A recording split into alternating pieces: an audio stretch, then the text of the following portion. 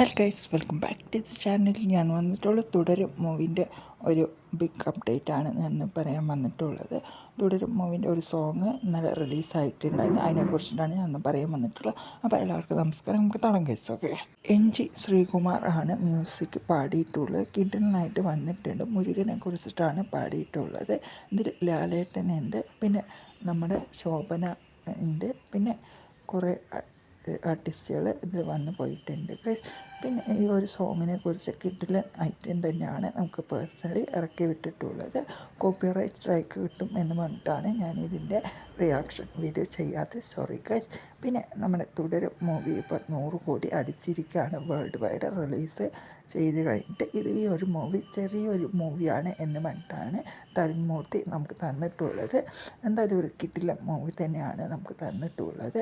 ആ ഒരു ലാസ്റ്റ് എൻഡിലും എന്തായാലും സൂപ്പറായിട്ട് പോയിട്ടുണ്ടായിരുന്നു. പിന്നെ നമ്മുടെ പ്രകാശൻ സാറിനെ കുറിച്ച് പറയുകയാണെങ്കിൽ കിടിലനായിട്ട് അവതരിപ്പിച്ച് പോയിട്ടുണ്ട്. വില്ലനാണ്. വില്ലൻ എന്തായാലും സൂപ്പറായിട്ട് മേക്ക് ചെയ്ത് വിട്ടിട്ടുണ്ട്. ഈ ഒരു വ്യക്തി നമ്മുടെ വോഡഫോൺ മറ്റേ ഇതില്ലേ അതിൻ്റെയൊക്കെ ഒരു ആർട്ട് ഡയറക്ടർ ആണ്. എന്തായാലും ഒരു കിടിലൻ ഐറ്റം തന്നെയാണ് വന്നിട്ടുള്ളത്.